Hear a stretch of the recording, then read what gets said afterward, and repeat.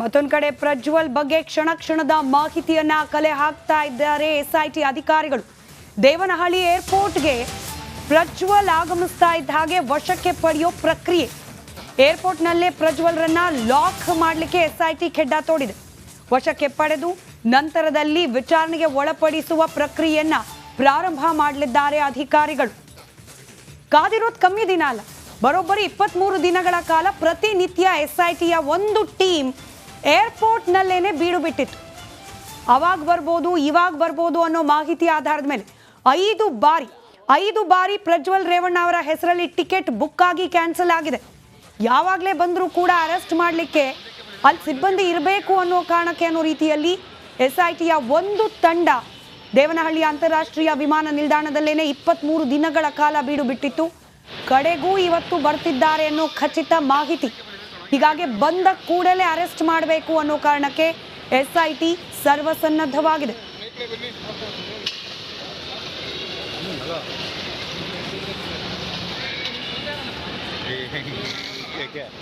ಮತ್ತಷ್ಟು ಡೀಟೇಲ್ಸ್ ನಮ್ಮ ಪ್ರತಿನಿಧಿ ಮಾದೇಶ್ ನೀಡ್ತಾ ಹೋಗ್ತಾರೆ. ಮಾದೇಶ್, ಎಸ್ಐಟಿ ಕಂಪ್ಲೀಟ್ ತಂಡ ಇದೀಗ ಸರ್ವಸನ್ನದ್ಧವಾಗಿದೆ. ಪ್ರಜ್ವಲ್ ರೇವಣ್ಣರನ್ನ ಅರೆಸ್ಟ್ ಮಾಡಿ ನಂತರದ ಕಾನೂನಾತ್ಮಕ ಪ್ರಕ್ರಿಯೆಗಳಿಗೆ ಒಳಪಡಿಸಿ ವಿಚಾರಣೆಗೆ ತಮ್ಮ ವಶಕ್ಕೆ ಪಡೀಲಿಕ್ಕೆ.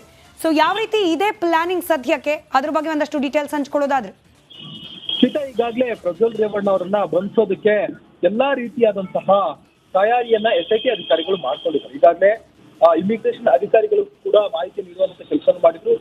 ಏನೆಲ್ಲ ಡಾಕ್ಯುಮೆಂಟ್ ವರ್ಕ್ಗಳಾಗಬೇಕು ಅಂದ್ರೆ ಅವರನ್ನ ಈಗಾಗಲೇ ಒಬ್ಬ ಆರೋಪಿ ಹೊರದೇಶಕ್ಕೆ ಹೋದ್ಮೇಲೆ ಬಂದಂತಹ ಆರೋಪಿಯನ್ನ ವಶಪಡೆಯೋದಕ್ಕೆ ಒಂದಷ್ಟು ಕಾನೂನು ಕ್ರಮಗಳಿರುತ್ತೆ. ಆ ನಿಟ್ಟಿನಲ್ಲೂ ಕೂಡ ಈಗಾಗಲೇ ಮುಂಚೆ ಮಾಹಿತಿ ಇರೋದ್ರಿಂದ ಆ ನಿಟ್ಟಿನಲ್ಲಿ ಎಲ್ಲಾ ರೀತಿಯಾದಂತಹ ಪೇಪರ್ ವರ್ಕ್ ಮಾಡಿದ್ದಾರೆ.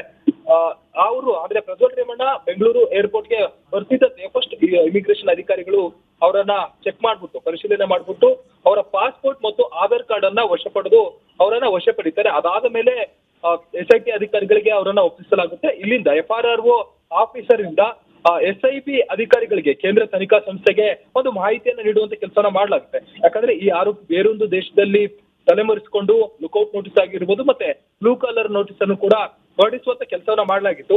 ಆ ಒಂದು ಆರೋಪಿಯನ್ನ ಈಗ ನಮ್ಮ ದೇಶಕ್ಕೆ ವಾಪಸ್ ಬಂದಿದ್ದಾನೆ. ಆ ಒಂದು ಆರೋಪಿಯನ್ನ ವಶ ಪಡೆಯಲಾಗಿದೆ, ಅರೆಸ್ಟ್ ಮಾಡಲಾಗಿದೆ ಅಂತೇಳಿ ಕೇಂದ್ರ ತನಿಖಾ ಸಂಸ್ಥೆಗೆ ಒಂದು ಮಾಹಿತಿಯನ್ನ ನೀಡ್ತಾರೆ. ಅದಾದ್ಮೇಲೆ ಆತನನ್ನ ಕರೆದುಕೊಂಡು ಎಸ್ಐಟಿ ಅಧಿಕಾರಿಗಳು ತನಿಖೆಯನ್ನ ಶುರು ಮಾಡ್ತಾರೆ. ಈಗಾಗಲೇ ಸಾಕಷ್ಟು ಗಂಟೆಗಳ ಕಾಲ ಪ್ರಜ್ವಲ್ ರೇವಣ್ಣ ಜರ್ನಿ ಮಾಡಿರೋದ್ರಿಂದ ಫಸ್ಟ್ ಅವರನ್ನ ಮೆಡಿಕಲ್ ಟೆಸ್ಟ್ ಮಾಡಿಸುವಂತ ಸಾಧ್ಯತೆ ಕೂಡ ಇದೆ. ಯಾಕಂದ್ರೆ ಅವರ ಆರೋಗ್ಯ ಸ್ಥಿತಿ ಹೇಗಿದೆ ಇರುತ್ತೆ ಅನ್ನೋದನ್ನ ಚೆಕ್ ಮಾಡ್ಬೇಕಾಗುತ್ತೆ. ಈಗಾಗಲೇ ಸಾಕಷ್ಟು ಜರ್ನಿ ಮಾಡ್ಬಿಟ್ಟು ಪ್ರಜ್ವಲ್ ರೇವಣ್ಣ ಸುಸ್ತಾಗಿರುವಂತ ಸಾಧ್ಯತೆ ಕೂಡ ಇರುತ್ತೆ. ಯಾಕಂದ್ರೆ ಓರ್ವ ಆರೋಪಿಯನ್ನ ವಿಚಾರಣೆ ಮಾಡುವಂತ ಸಂದರ್ಭದಲ್ಲಿ ಅವರ ಮೆಂಟಲ್ ಎಬಿಲಿಟಿ ಕೂಡ ಮುಖ್ಯ ಆಗಿರುತ್ತೆ, ಅವರ ಹೆಲ್ತ್ ಕೂಡ ಇಂಪಾರ್ಟೆಂಟ್ ಆಗಿರುತ್ತೆ. ಹೀಗಾಗಿ ಅವರನ್ನ ವಶ ಪಡೆದ ತಕ್ಷಣವೇ ಮೆಡಿಕಲ್ ಟೆಸ್ಟ್ ಮಾಡಿಸುವಂತ ಸಾಧ್ಯತೆ ಕೂಡ ಇರುತ್ತೆ. ಅದಾದ್ಮೇಲೆ ಎಸ್ಐಟಿ ಅಧಿಕಾರಿಗಳು ಅವರನ್ನ ಎಸ್ಐಟಿ ಕಚೇರಿಗೆ ಕರೆದುಕೊಂಡು ಬಂದು ತನಿಖೆ ಮಾಡುವಂತ ಕೆಲಸವನ್ನ ಮಾಡ್ತಾರೆ. ಸುಮಿತಾ, ರೈಟ್, ಧನ್ಯವಾದ ಮಾದೇಶ್ ಮಾಹಿತಿಗಾಗಿ. ಮತ್ತೊಂದು ಕಡೆ ಪ್ರಜ್ವಲ್ ಬಗ್ಗೆ ಕ್ಷಣ ಕ್ಷಣದ ಮಾಹಿತಿಯನ್ನ ಕಲೆ ಹಾಕ್ತಾ ಇದ್ದಾರೆ ಎಸ್ಐಟಿ ಅಧಿಕಾರಿಗಳು. ದೇವನಹಳ್ಳಿ ಏರ್ಪೋರ್ಟ್ಗೆ ಪ್ರಜ್ವಲ್ ಆಗಮಿಸ್ತಾ ಇದ್ದ ಹಾಗೆ ವಶಕ್ಕೆ ಪಡೆಯೋ ನಡಿ ಈಗ ಶುರು ಮಾಡೋಣ. ಕೇಸರಿಯಿಂದ ಮನೋಲ್ಲಾಸ ಮನಸ್ಸು ಮತ್ತೇರಿ ಕುಣಿದಾಡಿದೆ ನೋಡು, ಮನಸ್ಸು ಮತ್ತೇರಿ ಕುಣಿದಾಡಿದೆ ನೋಡು. ಕ್ಷಣ ಕ್ಷಣವೂ ಆಚರಿಸಿ ಕೇಸರಿ ಹಬ್ಬ. ವಿಮಲ್ ಬಾಯಲ್ಲಿ ಹೇಳಿ ಕೇಸರಿ ಪ್ರಕ್ರಿಯೆ. ಏರ್ಪೋರ್ಟ್ನಲ್ಲೇ ಪ್ರಜ್ವಲ್ರನ್ನ ಲಾಕ್ ಮಾಡಲಿಕ್ಕೆ ಎಸ್ಐಟಿ ಕೆಡ್ಡ ತೋಡಿದೆ. ವಶಕ್ಕೆ ಪಡೆದು ನಂತರದಲ್ಲಿ ವಿಚಾರಣೆಗೆ ಒಳಪಡಿಸುವ ಪ್ರಕ್ರಿಯೆಯನ್ನ ಪ್ರಾರಂಭ ಮಾಡಲಿದ್ದಾರೆ ಅಧಿಕಾರಿಗಳು.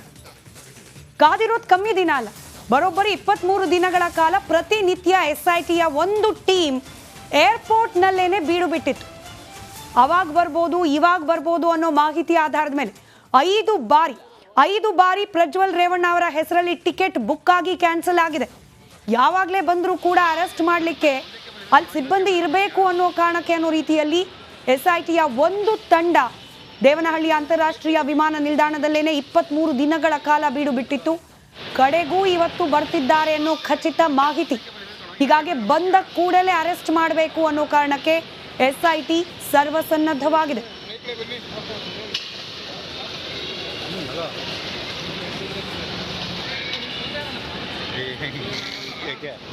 ಮತ್ತಷ್ಟು ಡೀಟೇಲ್ಸ್ ನಮ್ಮ ಪ್ರತಿನಿಧಿ ಮಾದೇಶ್ ನೀಡ್ತಾ ಹೋಗ್ತಾರೆ. ಮಾದೇಶ್, SIT ಕಂಪ್ಲೀಟ್ ತಂಡ ಇದೀಗ ಸರ್ವಸನ್ನದ್ಧವಾಗಿದೆ. ಪ್ರಜ್ವಲ್ ರೇವಣ್ಣರನ್ನ ಅರೆಸ್ಟ್ ಮಾಡಿ ನಂತರದ ಕಾನೂನಾತ್ಮಕ ಪ್ರಕ್ರಿಯೆಗಳಿಗೆ ಒಳಪಡಿಸಿ ವಿಚಾರಣೆಗೆ ತಮ್ಮ ವಶಕ್ಕೆ ಪಡೀಲಿಕ್ಕೆ.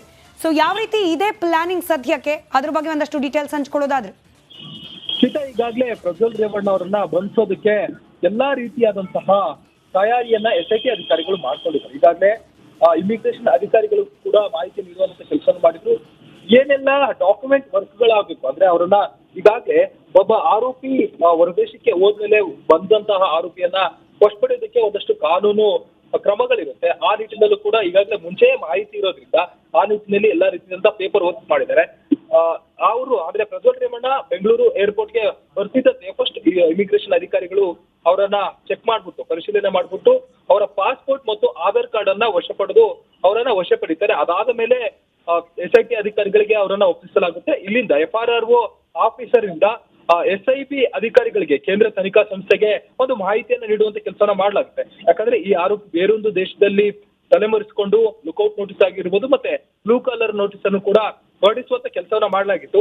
ಆ ಒಂದು ಆರೋಪಿಯನ್ನ ಈಗ ನಮ್ಮ ದೇಶಕ್ಕೆ ವಾಪಸ್ ಬಂದಿದ್ದಾನೆ. ಆ ಒಂದು ಆರೋಪಿಯನ್ನ ವಶ ಪಡೆಯಲಾಗಿದೆ, ಅರೆಸ್ಟ್ ಮಾಡಲಾಗಿದೆ ಅಂತೇಳಿ ಕೇಂದ್ರ ತನಿಖಾ ಸಂಸ್ಥೆಗೆ ಒಂದು ಮಾಹಿತಿಯನ್ನ ನೀಡ್ತಾರೆ. ಅದಾದ್ಮೇಲೆ ಆತನನ್ನ ಕರೆದುಕೊಂಡು SIT ಅಧಿಕಾರಿಗಳು ತನಿಖೆಯನ್ನ ಶುರು ಮಾಡ್ತಾರೆ.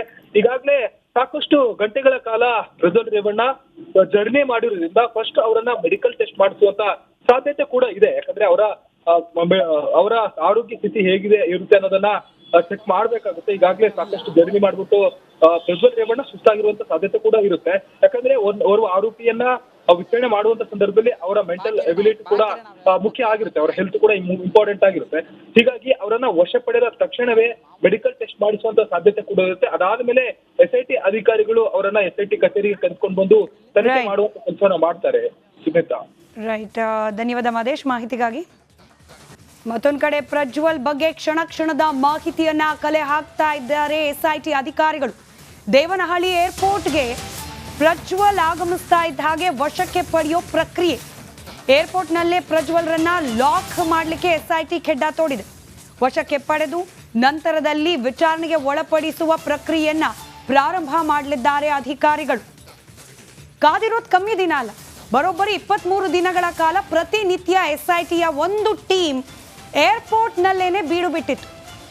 ಅವಾಗ ಬರ್ಬೋದು ಇವಾಗ ಬರ್ಬೋದು ಅನ್ನೋ ಮಾಹಿತಿ ಆಧಾರದ ಮೇಲೆ 5 ಬಾರಿ ಪ್ರಜ್ವಲ್ ರೇವಣ್ಣ ಅವರ ಹೆಸರಲ್ಲಿ ಟಿಕೆಟ್ ಬುಕ್ ಆಗಿ ಕ್ಯಾನ್ಸಲ್ ಆಗಿದೆ. ಯಾವಾಗಲೇ ಬಂದರೂ ಕೂಡ ಅರೆಸ್ಟ್ ಮಾಡಲಿಕ್ಕೆ ಅಲ್ಲಿ ಸಿಬ್ಬಂದಿ ಇರಬೇಕು ಅನ್ನೋ ಕಾರಣಕ್ಕೆ ಅನ್ನೋ ರೀತಿಯಲ್ಲಿ SITಯ ಒಂದು ತಂಡ ದೇವನಹಳ್ಳಿ ಅಂತಾರಾಷ್ಟ್ರೀಯ ವಿಮಾನ ನಿಲ್ದಾಣದಲ್ಲೇನೆ 23 ದಿನಗಳ ಕಾಲ ಬೀಡು ಬಿಟ್ಟಿತ್ತು. ಕಡೆಗೂ ಇವತ್ತು ಬರ್ತಿದ್ದಾರೆ ಅನ್ನೋ ಖಚಿತ ಮಾಹಿತಿ. ಹೀಗಾಗಿ ಬಂದ ಕೂಡಲೇ ಅರೆಸ್ಟ್ ಮಾಡಬೇಕು ಅನ್ನೋ ಕಾರಣಕ್ಕೆ SIT ಸರ್ವಸನ್ನದ್ಧವಾಗಿದೆ.